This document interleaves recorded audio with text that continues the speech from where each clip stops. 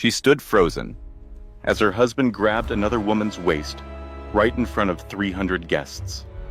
10 minutes later, that same husband would be on his knees, begging her not to destroy him. But it was already too late. For 3 years, Dominic Mercer treated his wife Fiona like furniture, a quiet decoration in his billion-dollar life. He gave her an allowance for groceries. He forbade her from speaking at business events. He paraded his mistress in front of her face. He was absolutely convinced she was powerless. He had no idea that the mysterious architect everyone was desperate to meet, the genius behind the city's most iconic buildings, the person the mayor himself came to honor tonight, was the very wife he had just humiliated.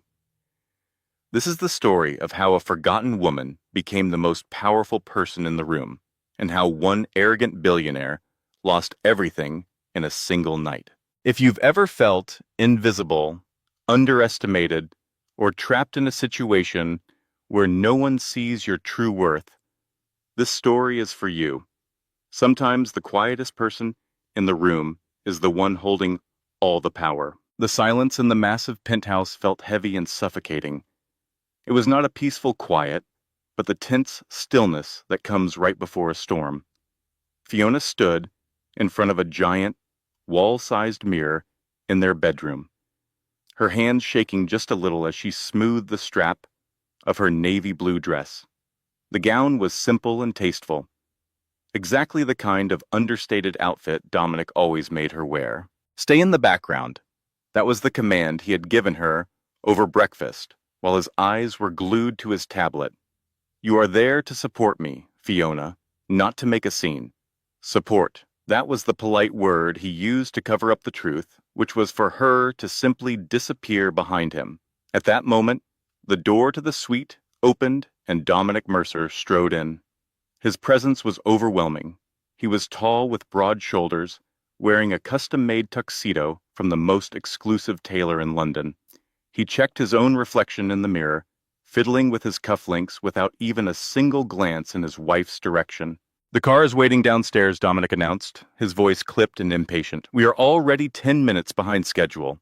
Winston will be there, and I have to catch him before the auction gets underway. Fiona turned toward him, hoping for just a small sign of approval. How do I look, Dominic? Dominic stopped what he was doing and finally looked at her. His eyes were cold and critical, sizing her up like a business asset that was underperforming.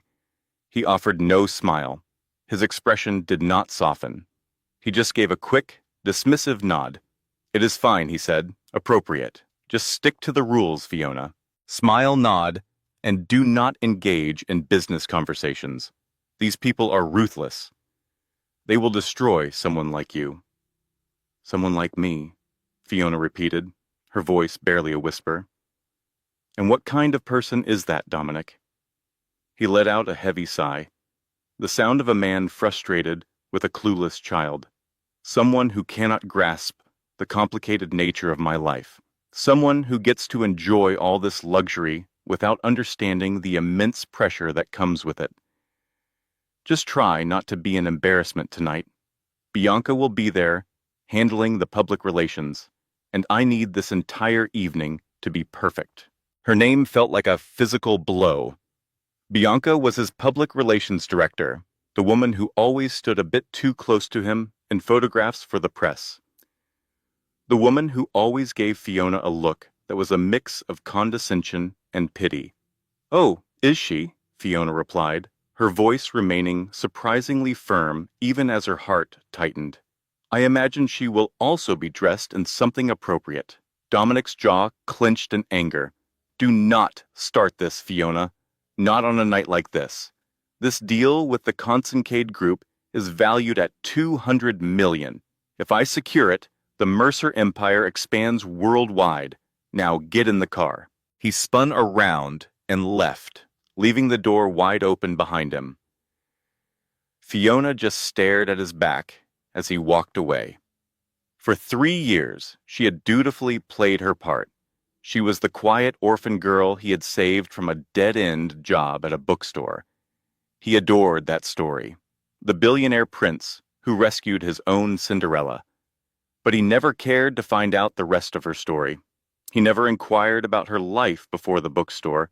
He never showed any interest in the design notebooks she secretly filled every night. She turned back to the mirror. The navy dress felt plain and lifeless. It was the uniform of a minor character in someone else's story. Fiona reached deep into her closet, behind the rows of bland beige clothing he had picked out for her. Her fingers found the cool, smooth silk of a garment bag she had hidden there. For a moment, she paused. Tonight was the grand Obsidian Gala. All of the city's most important people would be there. If she dared to go off script, Dominic would be absolutely enraged. But then she replayed the contempt in his voice. Someone like you?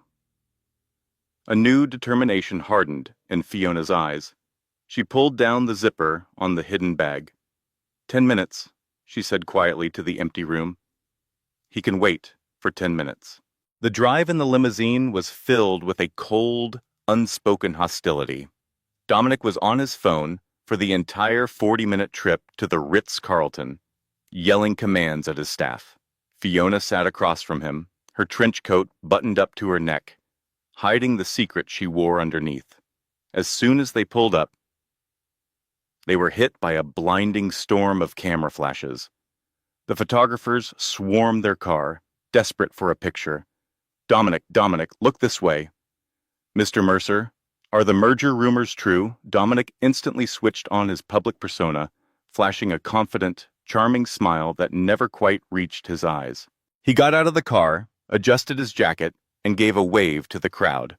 Then, as if he had almost forgotten her, he turned and held out a hand for Fiona. She accepted it and stepped onto the red carpet. The sound was incredible. "Stay right beside me," Dominic muttered through a fake smile for the cameras. "And leave that coat on until we are inside. It is freezing out here." They navigated through the crowd and entered the magnificent ballroom. The room was a glittering spectacle of diamonds, designer gowns, and cutthroat ambition. Servers moved through the crowd with trays of champagne, and the air was thick with the scent of expensive perfume and generational wealth. A woman approached them almost immediately. She was a stunning figure in a dress made of little more than sparkling silver fabric and strategically placed cutouts. It was Bianca. "Dom," she said excitedly, completely ignoring Fiona. She laid a hand on his arm, her fingernails painted a brilliant red. "I am so glad you are here. Winston is at the bar, looking unimpressed. You need to go talk to him right now." Dominic's focus immediately shifted to her. "What is he drinking? Scotch or a martini? Is it an aged Scotch?" Bianca's eyes finally flickered over to Fiona. Her smile was forced and full of scorn. "Oh, hello, Fiona. I see you decided to come. How lovely. You should probably get yourself a drink and find a table somewhere in the back. The important business discussions will be happening up at the front." Fiona looked from Bianca to her husband. Dominic was already searching the room for his business target. "Go find us a table, Fiona," Dominic ordered, with a dismissive flick of his hand. "I will join you when dinner starts. Bianca needs to go over my talking points with me." "You are just going to leave me by myself?" Fiona asked. "You are not a toddler, are you?" Dominic shot back, his patience finally gone. "Just go sit down and do not speak to anyone of consequence. I am here to work." He completely turned his back to her. He and Bianca walked off together, their heads close, as she whispered something that made him laugh. Fiona was left standing all alone in the middle of the grand entrance. People flowed around her. She could hear their whispers. "Is that Mercer's wife? The quiet one. That poor woman. She looks like the help. Look at him over there with Bianca. It is not really a secret anymore, is it?" A deep, burning shame flushed her cheeks. But underneath that shame, a different feeling began to grow. It was the same fiery determination that had helped her survive after her parents died when she was just 18. It was the same fire that had pushed her to study relentlessly, even when she had no money for college. She was not the help. She was not a charity project. She noticed the coat check attendant, a young man named Leo she had seen at other events. He gave her a look of sympathy. "Mrs. Mercer, may I take your coat?" Fiona glanced over at Dominic. He was laughing and raising his glass with a group of investors. He seemed so powerful, so invincible. She then looked back at Leo. A slow, confident smile crept across her face. "Yes, Leo," she said. "You can take it. You can even burn it if you like." She slowly undid the buttons on her trench coat. The heavy fabric slipped from her shoulders and fell to the floor in a heap. The conversations around them did not just quiet down. They stopped completely. Underneath the plain coat, Fiona was not wearing the simple navy dress. She was in a gown that looked like it was spun from liquid gold. It was a strapless masterpiece, sculpted perfectly to her body, with fabric that shimmered like it was alive. It was daring. It was magnificent. It was also a design that nobody in that room could ever own, because it was a unique piece created by Ara, the secret, anonymous designer that every star in Hollywood was desperate to hire. But the dress was not the only surprise. Around her neck was a necklace that outshone the crystal chandeliers. It was a breathtaking cascade of sapphires and diamonds, a piece so famous and historical it could have been in a museum. Fiona raised her head high. She no longer looked like a timid housewife. She looked like a queen who had just taken her rightful throne. "Leo," she said, her voice now strong and full of authority, "where is the main event organizer? I have a keynote address to deliver." Leo's mouth fell open. You are the keynote speaker?" "The program says the speaker is the architect," Fiona replied smoothly. "That is me." She turned and started walking toward the center of the ballroom. The sound of her heels clicking on the marble floor was deliberate and strong. As she made her way into the main hall, heads began to turn, not just one or two at a time, but in entire sections. The buzz of conversation faded away, replaced by a stunned, collective silence. Dominic was still by the bar, smiling at a joke Winston had just told. Then he noticed Winston's eyes go wide. He saw Winston looking right past him. "My God," Winston breathed. "Who is that?" Dominic frowned, annoyed that Winston was no longer paying attention. Probably just some actress looking for attention. Ignore her, Winston. Now about that merger. "No, Dominic," Winston insisted, setting his drink down on the bar. "You need to look." Annoyed, Dominic turned around, and then the air left his lungs. He blinked, certain his eyes were deceiving him. Moving through the center of the ballroom, causing the crowd to part for her, was a vision in gold. The woman moved with a breathtaking elegance. She was brilliant. She was stunning. And she was his wife. Dominic Mercer felt a feeling he had never known before. Years. A wave of panic rose in his chest, clawing its way up his throat. He watched the woman in the gold dress glide through this party, pausing to take a glass of champagne from a waiter who looked starstruck. "Dominic," Bianca hissed, her fingernails digging into his tuxedo sleeve. "Who is that woman? Why is she wearing that? You told me she was a mouse." "I do not know," Dominic snapped, pulling his arm away. "Stay right here." He strode across the ballroom, his carefully practiced calm completely gone. He reached Fiona just as the mayor was about to greet her. Dominic gripped her upper arm tightly, steering her away from the center of the room and into the shadows of a large marble pillar. "What do you think you are doing?" Dominic whispered with fury, his face just inches from hers. "Have you completely lost your mind? Take that dress off." Fiona looked down at his hand on her arm, then back up to his eyes. Her expression was completely unreadable, with none of the fear he was used to seeing there. "Take it off," she repeated, her voice steady and laced with amusement. "We are in the middle of a grand ballroom, Dominic. That might cause a bit of a scandal, would it not?" "Do not play games with me," he growled. "Where did you get that dress? Where did you find the money? And that necklace? It is absurd. Everyone here knows I did not buy it for you. You look like a child playing dress-up in cheap jewelry. You are embarrassing me." Fiona let out a soft, dark laugh that sent an unexpected chill down Dominic's spine. "Embarrassing you?" she asked. "Dominic, just look around you." He paused, then shot a look over his shoulder. He fully expected to see people snickering, to see the city's elite mocking his wife for her desperate grab for attention. But instead, he saw pure admiration. He saw deep envy. The mayor was staring. The chief executive officer of a rival bank was staring. And most importantly, Winston Consincade, the one man Dominic had to impress to save his company, was staring at her with an expression of complete awe. "They are not laughing, Dominic," Fiona whispered, leaning closer to him. "They are captivated. You said you wanted a trophy wife, right? Well, here I am. All you have to do is polish me and show me off. Is that not my job?" "You?" Dominic began, but he was interrupted. "Dominic, you have to introduce us." It was Winston Consincade. The older billionaire walked toward them, a huge smile on his face. He completely ignored Dominic and directed all his charm toward Fiona.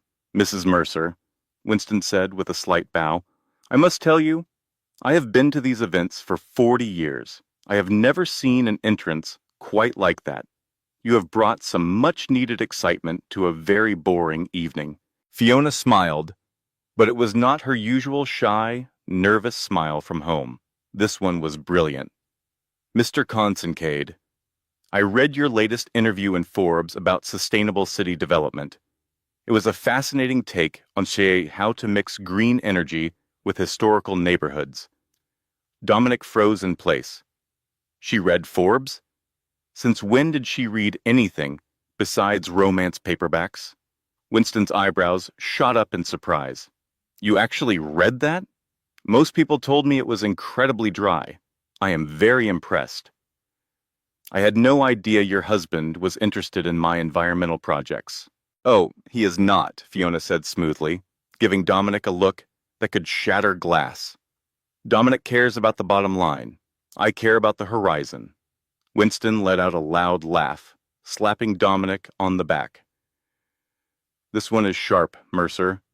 Why have you been hiding her? Were you worried she would outshine you?" Dominic forced a tight, unnatural smile. "Fiona is just full of surprises tonight." Bianca suddenly appeared at Dominic's side, clearly sensing that she was losing her position. She looked Fiona up and down, her eyes fixated on the necklace. "That is a lovely costume, Fiona," Bianca said, her voice full of fake sweetness. "But are you not worried that giant blue stone is a little too much? It looks awfully heavy. Maybe you should take it off before you hurt your neck. Costume jewelry can be so terribly gaudy." The small group around them fell silent. It was a clear insult, suggesting the necklace was a fake. Fiona slowly turned her gaze toward Bianca.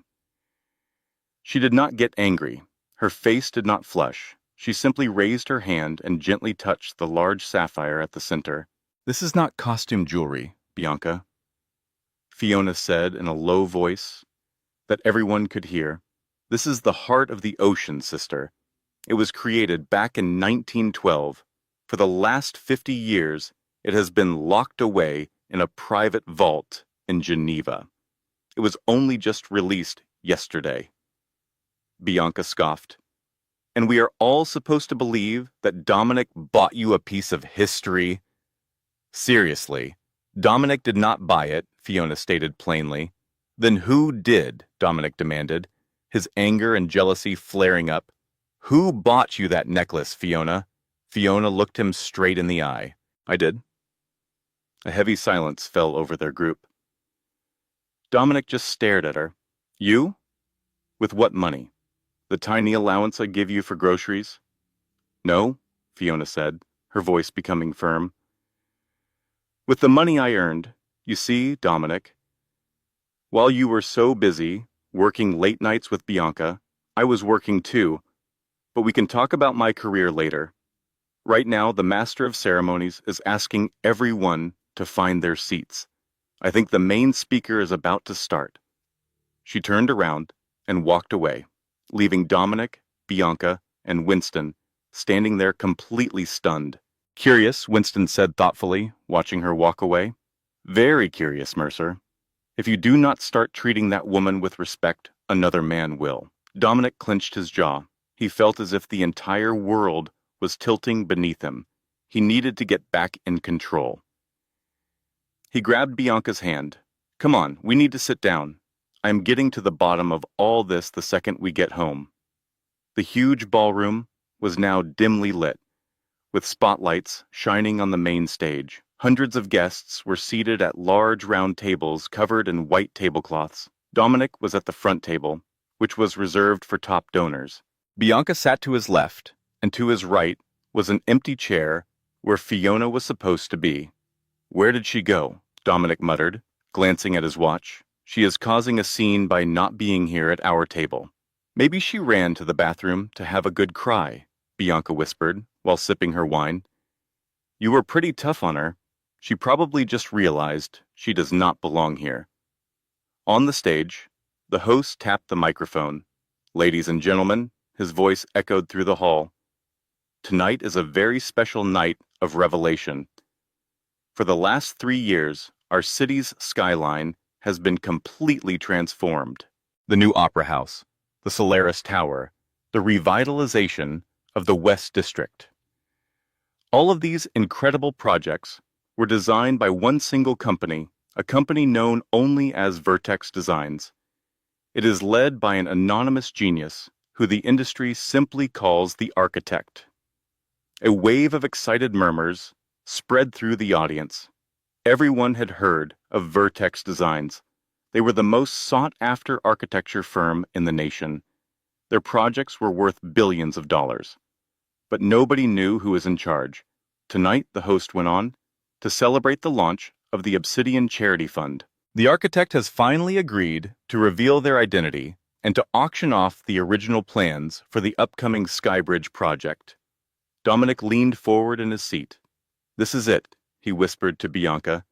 If I can get my hands on those blueprints, the deal with Concencade is guaranteed. I have to find out who this architect is so I can make them an offer before the bidding even starts. Please give a warm welcome, the host shouted, pointing toward the stage curtains to the chief executive officer and lead designer of Vertex Designs. The heavy velvet curtains slowly pulled apart. Dominic lifted his glass, ready to make a toast to the old man or eccentric artist he assumed would walk out. A single figure stepped into the spotlight. The gold dress shimmered as if it were made of liquid fire. The sapphires around her neck captured the light, sending little blue reflections dancing all around the room. It was Fiona. The glass slipped from Dominic's fingers. It shattered on the table, spilling red wine all over the white tablecloth. He did not even notice.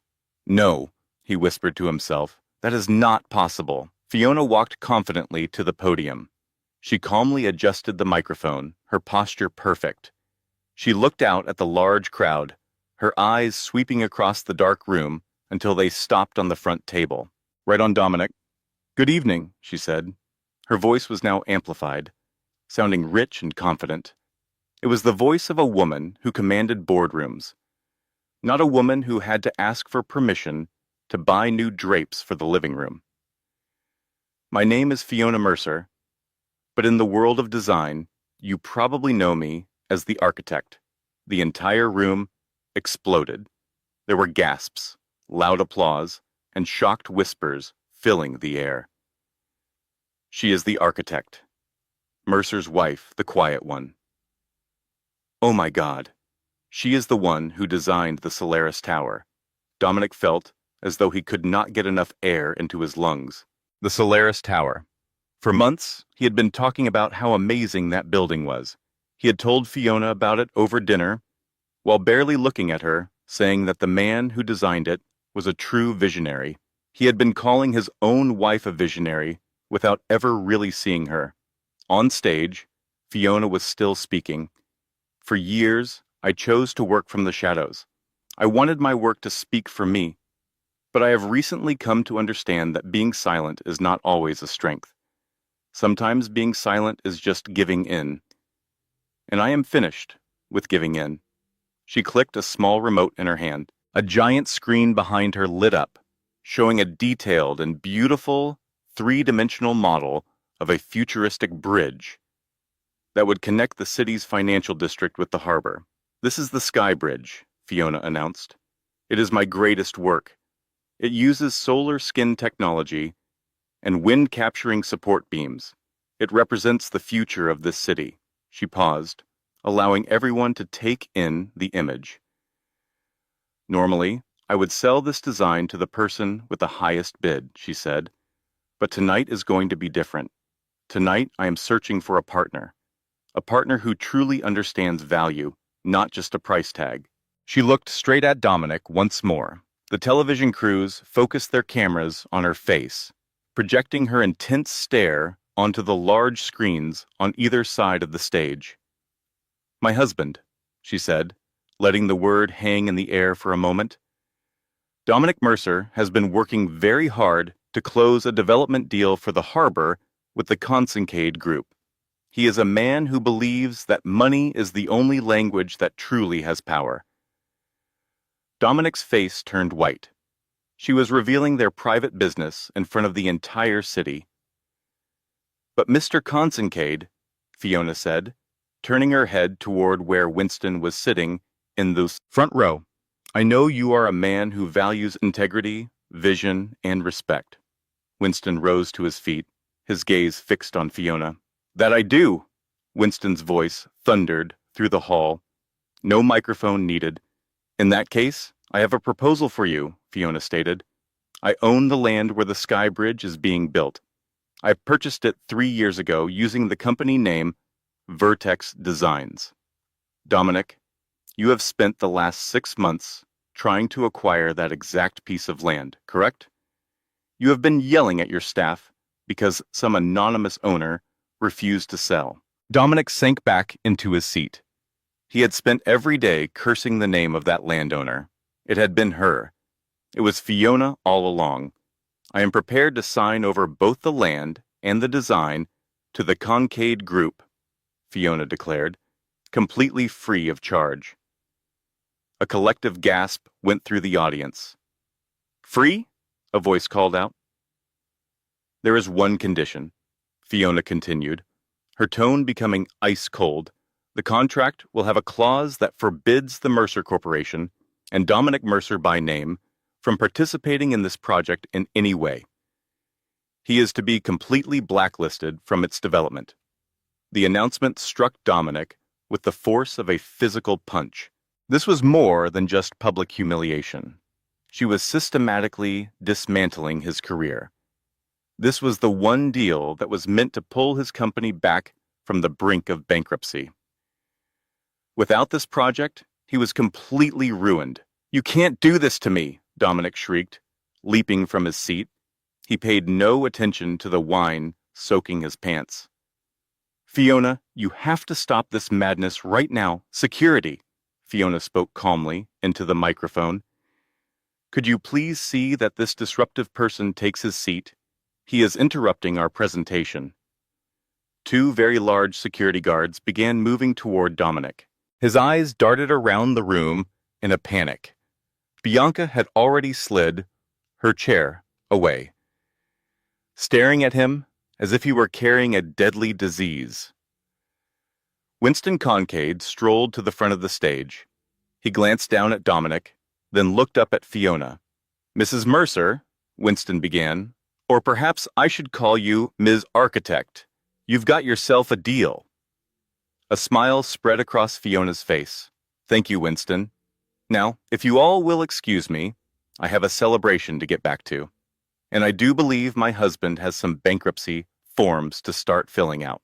She moved away from the podium just as the room exploded with thunderous applause, none of it for Dominic, but for the very woman who had just brought him to his knees.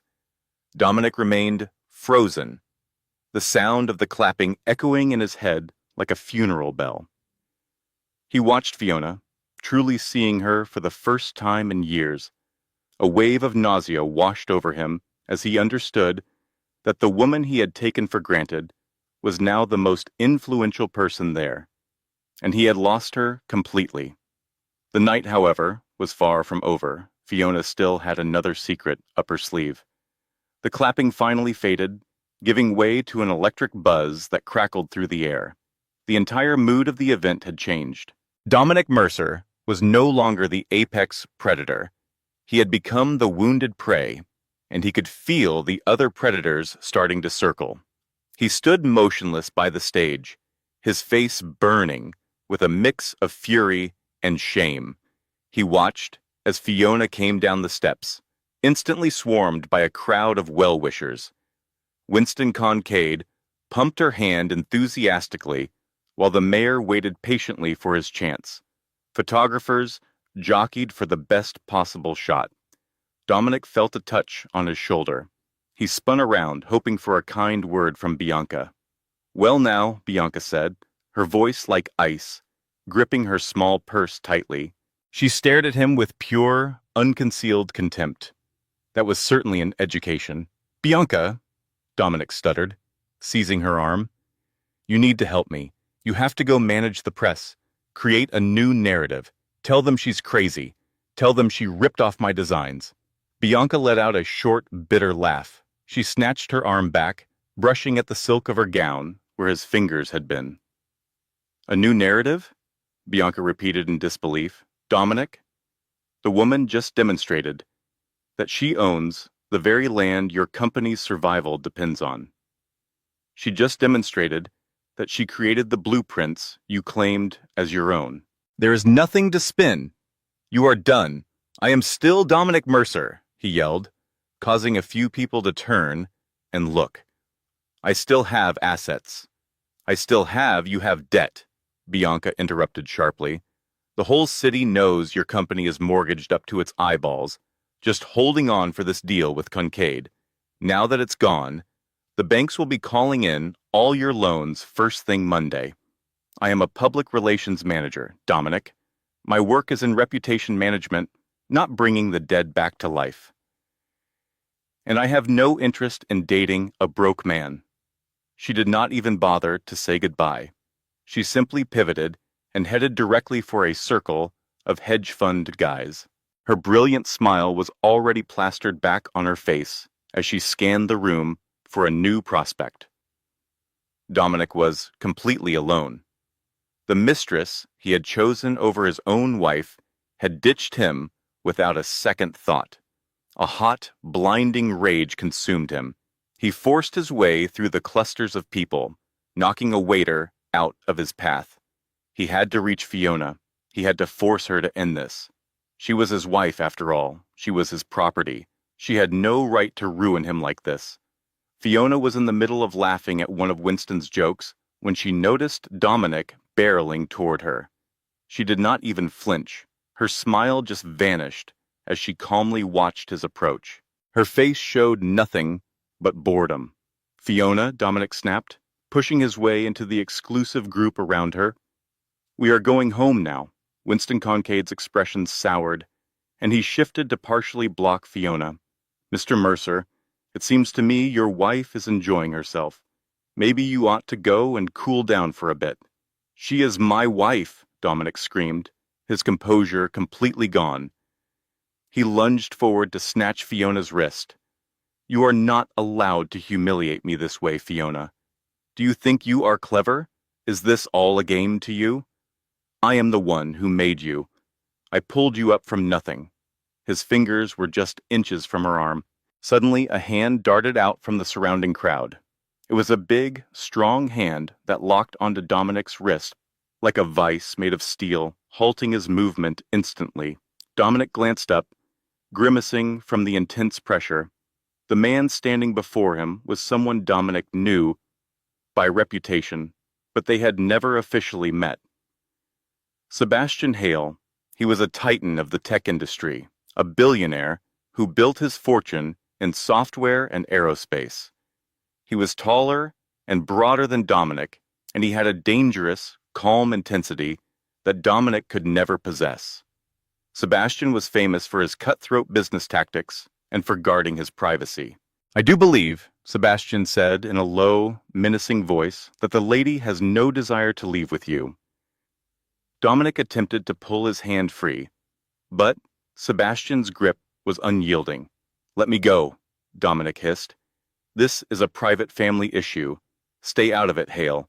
"As a matter of fact," Sebastian replied, his gaze like ice, "it is my business. You see, Vertex Designs is a subsidiary of my company, Hale Industries." The air left Dominic's lungs. The entire room fell quiet once more. "What did you say?" Dominic breathed. Sebastian let go of Dominic's wrist with a hard push that made him stagger backward. He then stepped up to stand alongside Fiona, not shielding her like a bodyguard, but positioned next to her as an equal. He rested a hand lightly on the small of her back, a familiar gesture that made Dominic's gut twist. "Fiona didn't create Vertex all by herself," Sebastian announced to the shocked onlookers. "She required a silent partner to manage the legal side of things and ensure her own husband couldn't take credit for her genius. I was privileged to be that partner." Sebastian glanced down at Fiona, and for the first time all evening, his stone-like expression melted into a truly warm and genuine smile. "You were absolutely brilliant tonight, Elle. That projection mapping was a really nice touch." "Thanks, Seb," Fiona replied, returning his smile with an ease that broke Dominic's heart. "I thought the blue lighting on the bridge looked great." "Seb?" Dominic managed to choke out the name. "You know this guy?" Fiona turned her gaze back to Dominic, her expression once again like stone. "Sebastian and I were in college together, Dominic. We were both on full academic scholarship. While you were out wasting your father's money on parties, we were in the library studying until 3 in the morning. He has been my best friend for the last 10 years. "Best friend?" Dominic shot back, his finger trembling as he pointed. "You've been having an affair, you hypocrite." Sebastian took a threatening step forward, balling his hands into fists. But Fiona placed a hand on his chest, holding him back. "An affair?" Fiona laughed out loud. "Dominic, Sebastian has never once laid a hand on me in an improper way, unlike you and Bianca, or you and your secretary the year before, or the countless other women I have been aware of since the day we got married." "You knew about them?" Dominic stammered. "I know it all, Dominic," Fiona replied quietly. "I know about the secret offshore bank accounts you thought you had hidden. I know about the business loans you secured using my name, which, I should mention, is a crime. And I also know that you were going to hand me divorce papers the minute the Concade deal was signed, just so you could keep all the profits for yourself." She reached inside her gold purse and took out a folded document. "You were looking for a divorce?" she asked, throwing the document down at his feet. "Consider this an anniversary gift, darling. I already signed them this morning." The document fluttered down, landing on the slick marble floor with a quiet thud. Dominic just stared at it. It was real. The crowd was now buzzing with frantic whispers. This was more entertaining than any Hollywood movie. It was the complete downfall of a business giant, happening right before their eyes. "I can still fix this," Dominic muttered to himself, as the full weight of his predicament finally hit him. He turned to Winston. "Winston, I beg you. We can still make a deal. I'll give you a better price on the other properties." Winston just shook his head with a look of pity. "Dominic, you no longer have any properties to offer. What are you talking about?" Dominic blinked in confusion.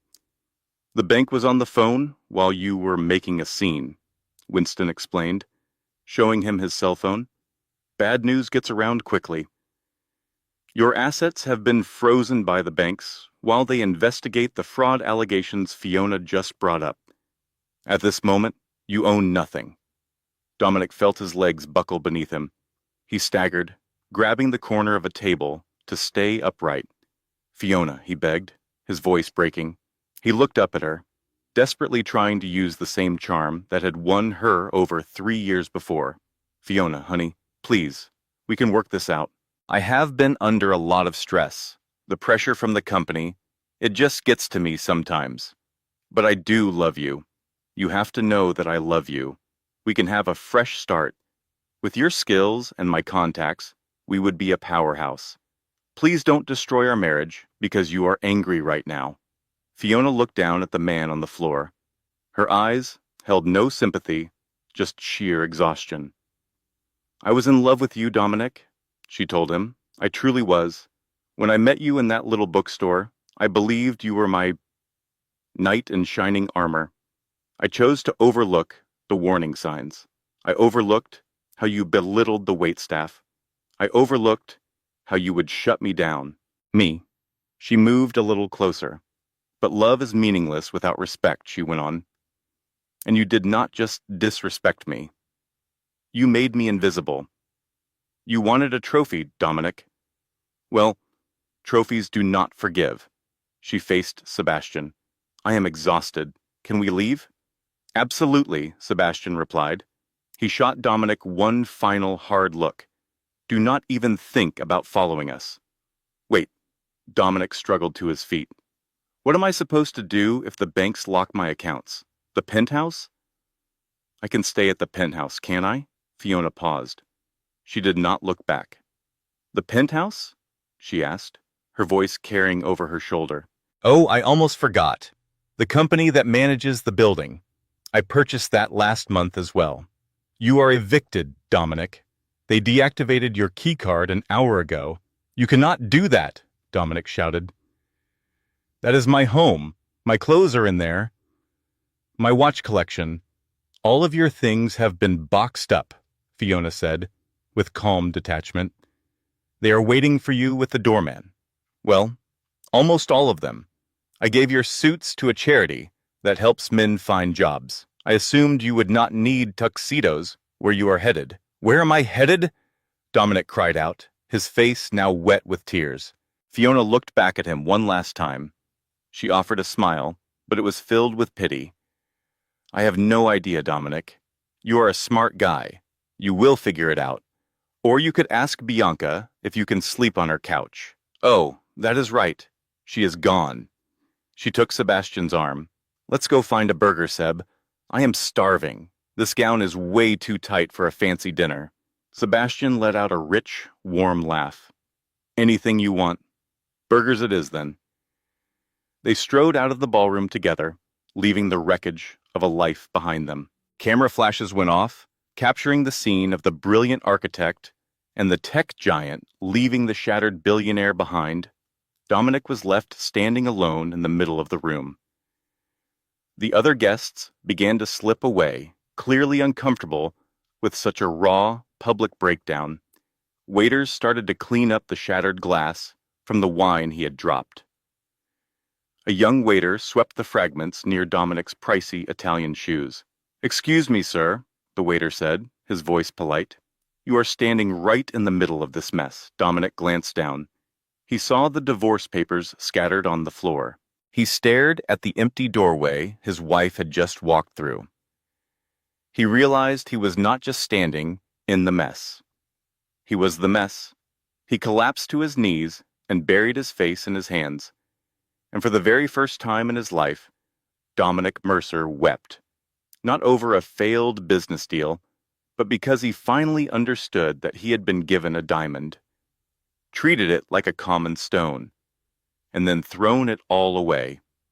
1 year later, the entire city of Vidya had been transformed.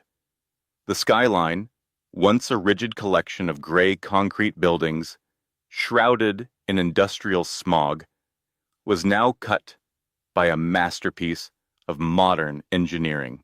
A silvery ribbon of steel and glass arched across the sky, connecting the busy financial district to the old harbor with an elegance that seemed to defy the laws of physics. The Sky Bridge. It was more than just a bridge. It was a symbol. It was proof of a powerful vision, of resilience, and of the strength that comes from stepping into the light. It was the day of the official opening, and the atmosphere was electric. The media was out in full force, a huge crowd of reporters and camera operators, all fighting for the best spot. Drones buzzed in the air above, like futuristic hummingbirds. Recording incredible aerial views of the stunning new structure. But this time, none of the cameras were pointed at Dominic Mercer. Nobody was looking for the man who had once treated this entire city like his own personal kingdom. They were all looking for Fiona. Fiona was standing right in the center of the bridge. The high-altitude wind blew her hair back, bringing with it the fresh scent of salt water and the clean air. She was wearing a white power suit that was sharp, tailored, and modern. It was a world away from the golden dress she had worn a year before, but it was every bit as powerful. The gold dress had been her armor for a rebellion. The white suit was the uniform of a true leader. She stood there confidently, her hands on the railing, feeling the gentle, steady vibration of the bridge under her feet. It felt alive, like it was breathing in rhythm with the city. Sebastian was right beside her. He looked handsome in a charcoal suit that was tailored perfectly to his large frame, but he was not paying attention to the architectural wonder around them. His eyes were completely focused on her. He looked at her with a mix of incredible pride and something much deeper. "Are you nervous?" Sebastian asked quietly, getting close so she could hear him over the howling wind and the faint noise of the crowd below. Fiona faced him, a slow, real smile spreading across her face. She looked down at the water, where the sun was sparkling on the waves like countless tiny diamonds. "No," she answered softly. "I built this, Seb. I calculated every single point of stress, every load-bearing element. I know it is going to hold." Sebastian smiled, and the corners of his eyes crinkled. "I was not talking about the bridge," Fiona laughed, a sound that was so free and light, it felt like it floated right up to the clouds. Her life had been a complete whirlwind since that unforgettable night at the Obsidian Gala. Vertex Designs had become a phenomenon, turning into the most in-demand architectural firm in the entire country. She was not a secret or the ghostwriter for her husband's ego anymore. She was not simply the architect.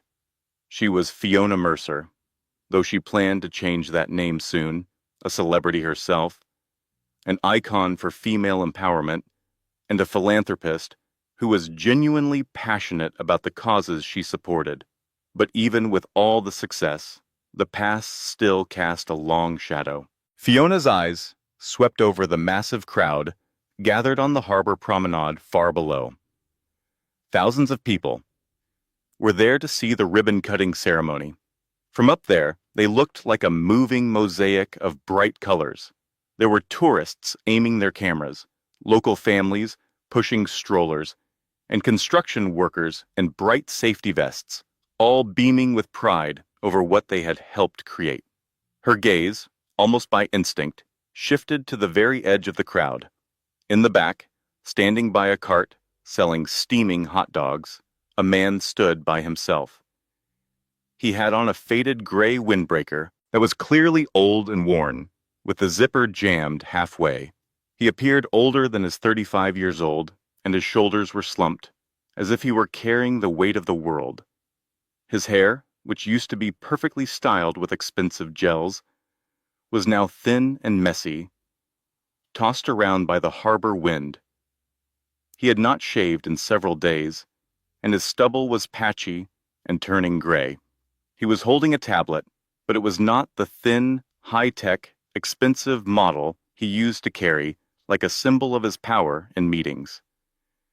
This was an old, cracked version, most likely bought at a second-hand store, or maybe found in a pawn shop. It was Dominic. He was not there to make a scene. He no longer had the energy, the money, or the sheer arrogance for that. After the gala, his downfall had been fast, merciless, and total. The investigation into his fraudulent dealings, which Fiona had started, took everything from him. The penthouse with the incredible view he never truly saw. The collection of expensive cars he hardly ever drove. The stock portfolio he constantly checked. All of it was taken to pay back the people he had cheated. He had avoided prison by the narrowest of margins, by pleading guilty and selling off every last hidden asset in his offshore accounts. Now Dominic Mercer, once known as the Prince of Vidya, had a job as a mid-level shift manager in a logistics warehouse on the edge of the city. It was a soul-crushing 9-to-5 job filled with clipboards, angry drivers, and harsh fluorescent lighting. He punched in and he punched out. He rented a tiny, drafty studio apartment in the East End, the same neighborhood he once made fun of for being dirty and having no potential. He was standing there now, watching the huge screens on the promenade that were broadcasting the ceremony live. On the screen, he saw Fiona's face in high definition. He noticed the sparkle in her eyes as she talked about bringing communities together. He saw her laugh at something Sebastian whispered to her. And he saw the way she looked at Sebastian. It was a look filled with complete trust, a sense of safety and pure love. It was a look Dominic had never worked for and had definitely never gotten. "She looks happy," a voice commented from right next to him. Dominic flinched, almost dropping his cracked tablet. He turned and saw an older man beside him in a plain baseball cap and sunglasses, trying to look like a tourist. But there was no mistaking that voice. "Mr. Kincaid," Dominic stammered. His back immediately went straight, a habit from his old life. I did not expect to see you down here with the regular crowd." Winston Kincaid pushed his sunglasses up, gazing at the silver curve of the bridge against the bright blue sky. "The view is actually better from down here," Winston said, in a thoughtful voice. "From this level, you can see the foundation. You can see the support pillars. You can appreciate what is really holding the whole thing up." He looked over at Dominic, his face impossible to read. "That is something you never took the time to see, did you, Dominic? You were always too focused on looking down from your penthouse." Dominic winced. The truth in those words hit him harder than the cold wind. He looked down at his worn-out shoes, made of cheap leather, that was pinching his feet. "I know," he said in a whisper. "You do not need to remind me, Winston." "That is not my intention," Winston said gently, now facing him directly. "I am just glad that you are still on your feet. A lot of men would not have survived a fall like the one you took. It takes a lot of guts to start completely over from nothing." "I almost did not make it," Dominic confessed. The words just came out before he could hold them back. There were some nights, anyway. It does not matter anymore. He looked back at the giant screen. Fiona was holding a big pair of ceremonial scissors. Sebastian's hand rested lightly on top of hers, helping her, supporting her. The scene was a perfect picture of a partnership, a concept Dominic had never grasped. She was the brilliant one all along, was not she? Dominic said quietly, mostly to himself. "For all those years, I just thought she was doodling in her notebooks. I thought she was wasting her time with little hobbies. You know, I actually told her that. I told her she was wasting paper." "You saw what you wanted to see," Winston replied, his voice not filled with judgment, but with simple, undeniable truth. Weighed down by the truth. It happens to all of us sometimes. We look at the world through the filter of our own ego. But now that filter was shattered. Now you see the reality on the screen. Fiona's smile was brilliant, a true winner's smile, as she snipped the ribbon. A massive cheer erupted from the crowd around them. Cannons shot confetti. from the bridge's tall cables, creating a storm of gold and silver paper that floated down like a magical snowfall. Children laughed and yelled, running after the glittering pieces. Dominic felt a tight, aching knot forming in his throat. He thought back to the last words he ever spoke to her in that ballroom. They were desperate and cruel. He had told her she was nothing without him, that he was the one who made her. He understood now, with a painful and heartbreaking clearness, that he had been the heavy anchor holding her back. He was the one weighing her down. Once he was gone, she did not just stay afloat. She rocketed into the sky. "I need to leave now," Dominic said suddenly, flipping up the collar of his jacket. The celebration felt entirely too bright and much too loud for a ghost like him. "I have to be at work in an hour. If I show up late, they take money from my paycheck." "Good luck, Dominic," Winston said, offering a small, sad nod. Dominic simply turned and walked away. He made himself keep his eyes forward, refusing to glance back at the bridge. He did not look back at the flashing lights of the cameras or the woman dressed in white. He just kept walking toward the subway entrance, with his head bowed, disappearing into the flow of evening commuters. He was now just one more nameless person in the crowd. Another piece in the giant machine, discovering the hard way that the greatest luxury in life is not money or power or a fancy apartment with a view. It is having a person who truly sees you, who understands who you really are. And he had been completely blind to it all until it was far too late. Back on the bridge, the official ceremony was coming to an end. The important guests were making their way to the reception tent, where champagne and appetizers were waiting. The wind was getting stronger, but it felt refreshing and full of energy, not chilly. Sebastian stopped Fiona just as she turned to walk with the mayor. He gently guided her over to the railing, away from all the microphones. "Wait," he said, his voice becoming much more serious. "There is just one more thing before all the chaos of the party begins." "We have a very busy schedule, Seb," Fiona joked, looking at her watch, but her heart began to beat faster when she saw how serious he looked. "The governor is waiting for us." Sebastian paid no attention to the schedule. He reached inside his suit jacket. He did not pull out a small, velvet box for a ring.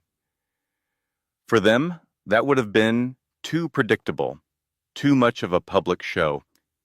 Instead, what he took out was a small, folded piece of paper. The paper was yellow from age, and its edges were soft and worn down. Fiona accepted it, her forehead wrinkling with confusion. Her hands were trembling a little as she carefully unfolded the delicate paper. It was a simple napkin, a cheap brown one from their college cafeteria, with a date from 10 years ago. Drawn on it, in blue pen ink that was now fading, was a simple, almost childlike drawing of two stick figures on a massive bridge. Beneath the sketch, in Sebastian's familiar messy handwriting, were the words, "One day you are going to build this, and I will be right there to see it." Fiona felt all the air rush out of her lungs. The memory came flooding back, almost knocking her over. She remembered the long nights studying in the library, drinking cheap coffee, and Sebastian being the only one who would listen to her crazy dreams. He had faith in her long before she had any real work to show. He had faith in her even before she had faith in herself. Hot tears suddenly filled her eyes. "You saved this?" she whispered, looking down at the napkin. "For 10 whole years after everything." "I saved it," Sebastian replied, his voice heavy with emotion as he moved closer to block the wind for her. "Because I never forgot who you really were, Fiona. Even when you lost sight of it, even when he did everything to make you forget, I knew that amazing architect was still inside you, just waiting for the chance to create something incredible." He reached over and took her hand in his, weaving their fingers together. His hand felt warm, strong, and like it would never let go. "You have built your bridge, Fiona," Sebastian whispered, looking straight into her eyes. "You have proven everything that you ever needed to. Now, I want us to build something new. I want to build our life together. No more hiding, no living in the shadows, no silent partners, just you and me." Fiona gazed at him. She really truly saw him. She saw all the years they had been friends, the quiet way he supported her during the worst days of her marriage, and the patient love that waited for her to be free and complete again. She understood that while she was the one who built the bridge, he was the solid ground that she stood on. She let the napkin fall from her fingers, allowing the wind to carry it and her past away. Then she wrapped her arms tightly around his neck, hiding her face in his shoulder. "Yes," she whispered against his coat. The word was swept away by the breeze, but it was heard by the only person who mattered. Just us. Finally, high over the city, with the sounds of celebration and the wind whistling through the bridge cables, the architect had finally come home. Her home was not in a luxury apartment, or a corporate meeting room, or a giant structure of steel. It was right there, in the arms of the man who loved her back when no one else even noticed her. And as the sun started to go down over Vidia Harbor, coloring the sky with amazing shades of gold and purple, Fiona Mercer, who would soon be Fiona Hale, smiled. She had stunned the entire world.